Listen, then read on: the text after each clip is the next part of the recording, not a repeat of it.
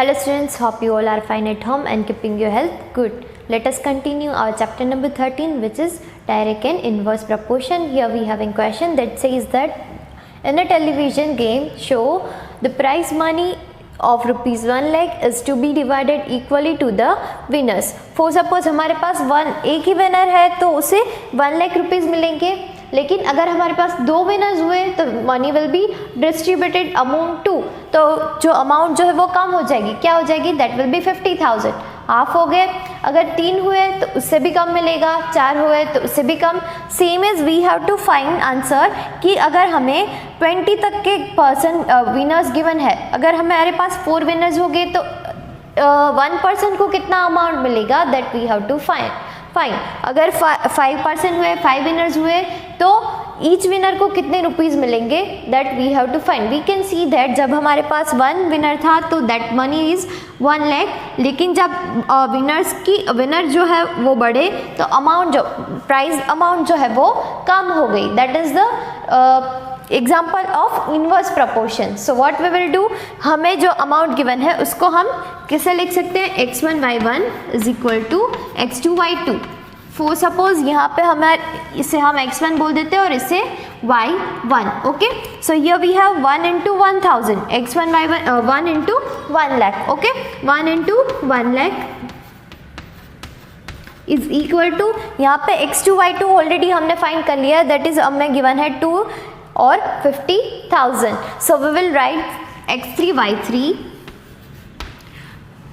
So here we have 4 winners हो गए तो हमें कितनी अमाउंट मिलेगी, that we have to find. Each winner को कितनी अमाउंट मिलेगी, that we have to find. So here we have 1 into 1 lakh upon 4 is equal to y3. अभी हम इसको सिंपलेस्ट फॉर्म में कन्वर्ट कर सकते हैं, दैट विल बी 25,000. यहाँ पे क्या आएगा हमारे पास, 25,000. मतलब जब 4 विनर्स हो गए हमारे पास तो हर एक विनर को 25,000 अमाउंट जो है वो मिलेगा. Okay, that is amount for the 4 winners. Now we have to find the amount for the 5 winners. 5 winners हो गए तो क्या होगा, क्या कर सकते हैं हम, सेम ही मेथड रहेगा. यहाँ पे 4 की जगह पे अब 5 आ जाएगा. So what we will do, 1 lakh upon 5.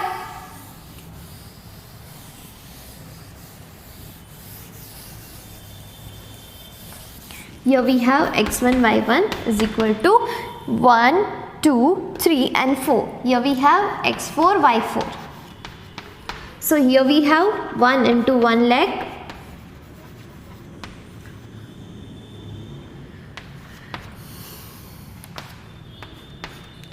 is equal to, यहाँ पे हमें गिवन है विनर्स दैट इज 5 into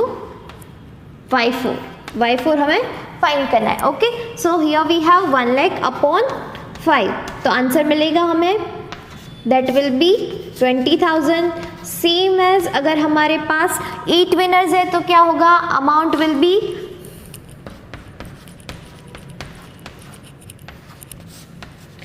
इसको हम 2 से डिवाइड करते हैं अगर, तो वी विल गेट 4 2 8 और यहाँ पे क्या मिलेगा 50,000. Again we can divide it by 2, तो यहाँ पे मिलेगा 25,000. ओके, अगेन 1 से डिवाइड 2 2 जा 1 2 जा दैट विल बी 2 और यहाँ पे क्या मिलेगा 12,500. अगर हमारे पास 8 विनर्स है तो वी विल गेट 12,500. अगर हमारे पास 5 विनर्स हैं so each winner will get rupees 20,000. And अगर हमारे पास 4 विनर्स है तो each winner will get 25,000. And the next one is for 10 winners, तो क्या होगा 1 lakh by 10. That is so easy. Each winner will get rupees 10,000. Okay, each winner will get rupees 10,000.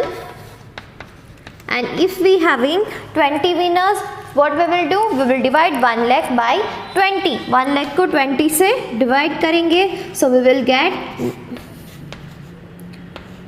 2 1s are 2 and 2 5s are, that will be 10. तो answer हमें मिलेगा 5,000. So each winner will get 5,000 rupees. That is an example of inverse proportion because we can see that यहाँ पे जब हमारे पास only one winner था तो amount will be of 1 lakh. amount जो थी वो 1 lakh की थी.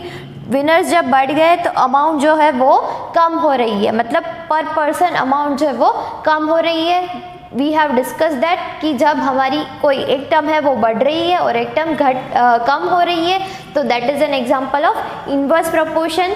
सो यहाँ पे क्या हो रहा है, एक टर्म जो है वो बढ़ रही है और दूसरी जो है वो कम हो रही है, तो we can say that is example of inverse proportion.